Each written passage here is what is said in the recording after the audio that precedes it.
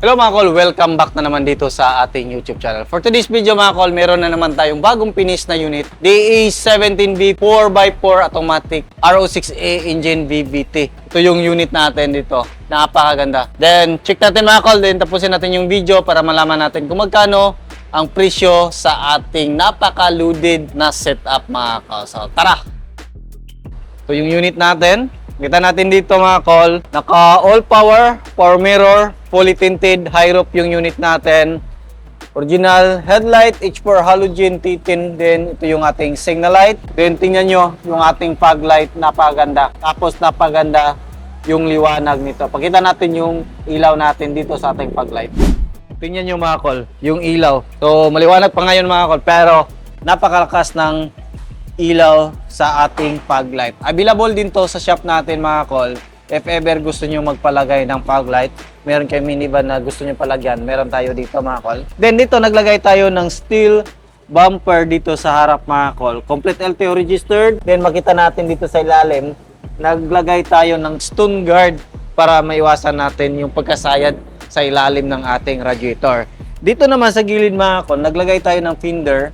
Tapos nag-lift tayo ng 2 inches na solid metal. Yan yung mga nilalagay natin dito sa ating unit na lift up kit. Solid metal talaga tayo mga call para mas matagal masira at saka matibay yung lift up kit natin mga call. Tapos nalagay tayo ng 13 inches na brand new mugs and tire. Haida yung brand. Available to sa shop natin mga call. Ganitong gulong. Then meron din tayong available dito na mga 13 inches na mag wheels. Then, pakita natin dito, naglagay din tayo ng rock slider dito sa gilid. Ito yung rock slider natin, napaganda. Tapos yan, ito yung side view ng ating unit. Tapos dito, naglagay tayo ng solid na customized by Dudong Laaga na top load carrier. Tapos, naglagay tayo ng 180 degree na mammoth fit out system na awning tent. Pakita natin yan mamaya yung awning tent natin kung gaano kaganda. Tapos dito makita natin, naglagay tayo ng fender, lifted ng 2 inches. Tapos yan, fully undercut yung ating pangilalim. Ito din, yan makita natin, mud champ, Haida. Tapos yan, yung ating brake drum, yung harap is naka disc brake. Ito naman, yung sa likuran natin, viewing natin dito. Tapos dito naglagay tayo ng spoiler kasi yung mga original na DE17B is walang spoiler.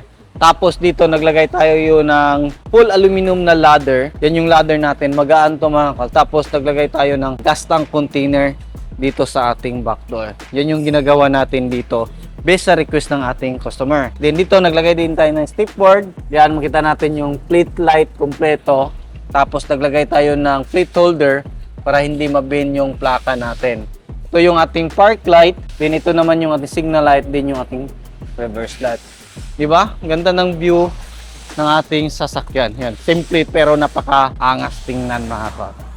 Yan yung kagandahan dito is yung unit natin, head turner, yung mga minivan natin mga call. Kita natin dito tayo magtanggal ng ating spare tire. Yung spare tire natin is dito sa ilalim. Ito yung spare tire natin. Tapos makita natin dyan, fully undercut yung pang ilalim natin. Ito yung loob natin mga call. Brand new yung matting natin dito mga call. Yan, brand new, tapos napakalawak ng space, napakalaki ng space. Tapos dito, bago na din yung ceiling natin. Lahat ng unit natin is ganyan yung ceiling natin. Black felt yung nilagay natin. Naka-brand new yung matting natin dito. Pakita natin dito, ito is manual sliding. Wala siyang mga power slide yung ganitong unit. Basta mga D17B variant mga call is hindi siya power slide. Pakita natin dito, naka-captain seat siya. Ito yung captain seat natin, meron siyang headrest, meron siyang armrest. Tapos dito makita natin is naka-plastic cover dito. Then, naka-brand new na din yung matting. Yung kagandahan sa mga D17 or mga minivan mga call is foldable yung ating mga upuan. Pakita natin. Ayan, kita din natin sa kabilang side. Yan o, laki ng space. Pwede lang ganun, isang upuan lang kung meron kayong mga matataas na gamit na ilagay nyo dito. Then yung isa is para sa pasahero or passenger nyo. Ito manual sliding. Tapos silain natin dito. Yun yung mga kagandahan sa minivan. Kaya maraming gusto bumili nito kasi multi-purpose siya. Hindi siya pang pamilya, pwede siya pang negosyo, at saka pwede din gamitin pang camping kung mahilig kayo sa camping. Yan yung kagandahan dito sa mga minivan mga kol. Di ba? Tingnan nyo. Tapos ganun. Balik natin, magkabilaan. Pasensya na, medyo paikot-ikot tayo. Gusto ko lang mapakita sa inyo yung mga feature dito sa ating minivan na to. Ayan. Tapos kung maraming upo, ayan. Tapos dito, naka-plastic cover. Tapos yung jack at saka tie wrench is nandito na sa ilalim na to. Yan yung kaganahan nito. Pakita natin. Tapos dito, ito is all power. Power window yung harap. At saka dito sa ating sliding door. Tapos ito is auto fold ng side mirror natin. Unfold. Tapos meron siyang mga extra lagayan dito. Dito rin, meron siyang bottle holder. Meron din siyang cup holder dito or bottle holder. Then, yan, naglagay tayo ng digital temperature gauge. Tapos ito yung ating fog light switch. Yan, ganda, napakaliwanag. Tapos ito yung headlight adjuster natin. Tapos ito yung cluster panel natin mga kol. Yan, ganda ng cluster panel niya. Meron siyang RPM, speedometer reading, din yung ating gas indicator. Ito naman is yung sa handbrake natin. Then dito naglagay tayo ng 7 inches touchscreen stereo with reverse camera kasi full automatic yung unit natin. Meron siyang overdrive dito sa gilid. Tapos to, kita natin, volume sa aircon, ito yan, hanggang 4. Tapos yan, park, reverse, neutral drive, to at saka L. Yan yung kagandahan nito. 4x4 siya mga kol na all-wheel drive. So, ibig sabihin, wala siyang push button na makita dito, wala siyang hinihila na ganun para sa kanyang 4x4. Ibig sabihin, all-wheel drive siya, the best siya sa mga slippery road, lalo na sa tag-ulan. Ito yung the best sa mga ganitong unit, all-wheel drive. Ito is, pinaka-design nito is yung mga Subaru. Makita din natin dito mga kol yung ating accelerator pedal, brake pedal, at saka yung ating parking brake pedal. Wala na tayong handbrake dito sa ating gilid. Basta mga automatic na minivan, dito na yung ating handbrake or parking brake. Then ito, naka-brand new matting na din. Kita natin yung upuan natin, meron siyang headrest, tapos meron siyang extra lagayan dito. Tapos meron siyang charging port dito. Yun, glove box, ito yung glove box natin. Tapos meron siyang extra lagayan dito. Yan, mga extra lagayan. Dito rin meron siyang extra lagayan. Meron din siyang cup holder or bottle holder sa passenger side. Ganyan kaganda yung ating minivan. Silipin naman natin yung ating makina. Ito natin makita. Tapos ito yung makina natin. Yung makina natin is RO6A engine VVT. 12 valve, naka-turbo, naka-timing chain na din siya mga kol. Tapos 3-cylinder inline. Then makita natin dito yung ating injector, 1, 2, 3. Dito tayo mag-refill ng ating engine oil. Gamit natin na oil dito is yung ating prime lube. Lubricants available din yan sa ating Lazada shop. Dodong Lagan Auto Parts and Auto Trading yung shop name dun sa Lazada. Then makita natin dito dapat kompleto yung vacuum. Tapos ito oxygen sensor. So yan yung setup ng ating makina. Hindi yan mainit kasi meron siyang mga insulator dito sa ilalim. Original median sa Japan. Silipin naman natin sa kabilang side. Ganda oh. Tapos yun, napakindab. Ang Saluritine paint yung gamit natin. Tapos dito, gas tank opener, function naman. Kita natin dito yung ating throttle body, alternator, aircon compressor. Dito tayo mag-check ng ating engine oil. Kita natin napakalinis. So bagong change oil yan lahat ng unit natin. Naka-heavy PMS. Then dito yung ating transmission fluid. Gamit pa rin natin yung ating prime lubricant oil. Then dito yung ating main fuse box. Air filter housing din yung ating ECU. Dito naman, check natin sa hood natin. Ito naman yung ating coolant reservoir. Yung radiator natin is nandyan at saka aircon condenser. Yan yung sa harap natin. Tapos ito yung ating brake fluid reservoir. Din yung ating windshield washer reservoir. So yan yung setup dito sa ilalim natin mga kol. Yung conversion natin nito mga kol is yung ating tinatawag na secondary gearbox o yung tinatawag na baki-baki. Yan yung conversion natin dito mga kol.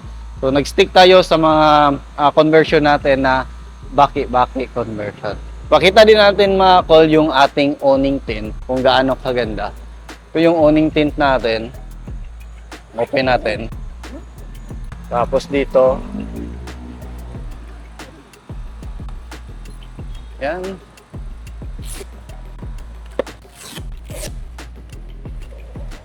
Tapos silain lang natin to. Silain natin dito. Tapos silain natin. Itong mga awning na to mga call is available din dito sa shop natin sa Dudong Lagan Auto Parts and Auto Trading. Kahit anong sasakyan mga call, pwede natin kabitan nito mga call. Ito yung awning natin na premium and quality mga call. Kung gusto nyo mga ganito, is available to sa shop natin. Yung kagandahan din nito mga call is meron siyang ilaw dito sa gitna, tapos freestanding awning. Kung hindi naman mahangin, pwede natin hindi i-deploy yung ating mga pool sa ating awning. Then meron tayong panali dito.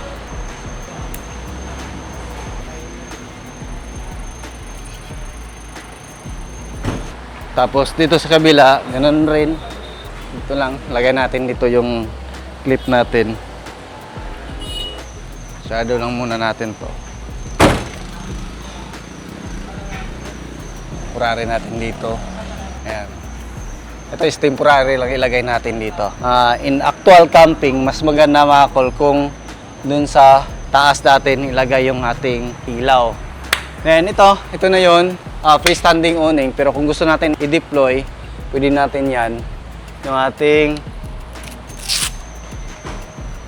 Tapos ito. Ito natin yung pool natin. Tapos ito.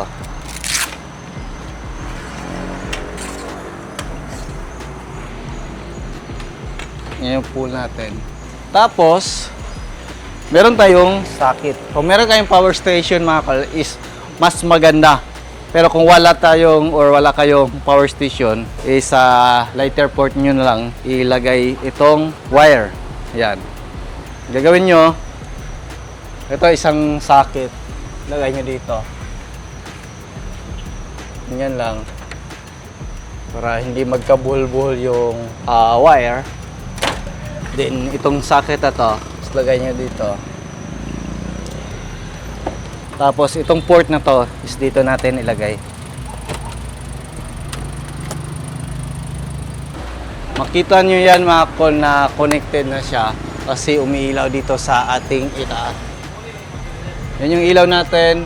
Tapos, yun. Ganun din sa kabilang side. Touch lang, one touch. Then, kung gusto nyo na amber light is dalawang touch lang. Yan yung setup natin. Yan. Pakita natin dito, buong unit. Yan. Halimbawa, mag-camping kayo, meron kayong camping chair, pwede kayo dito mga call. Mas safety kayo. Tapos kung medyo maulan, is lagyan nyo lang tali dito.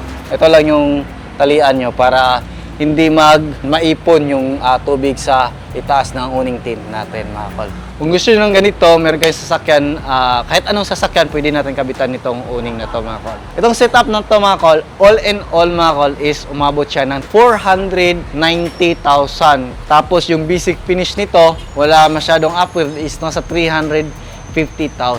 Gusto nang mag-order ng ganito mga call, pwede kayong bumisita dito sa shop natin sa Proctoe, Barangay Santo Niño, Carmen, Davao del Norte. Pwede rin kayo mag-contact sa ating contact number na 0917-825-2412 or 0920-3394-607. Tapos naghanap kayo ng mga gulong, meron tayong available dito from 12 inches hanggang 14 inches. Meron din tayong mga kaming na mga gulong, maraming gulong na kaming. Tatapusin lang natin itong ginagawa natin na customer lounge or tinatawag namin na budol room.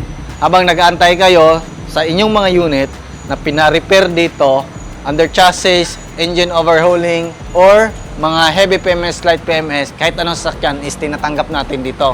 Habang nag-aantay kayo, is pwede kayo manood ng TV dito sa loob or manood ng mga accessories na gusto nyo ilagay sa inyong sasakyan. So, yan lang siguro yung ating video for today.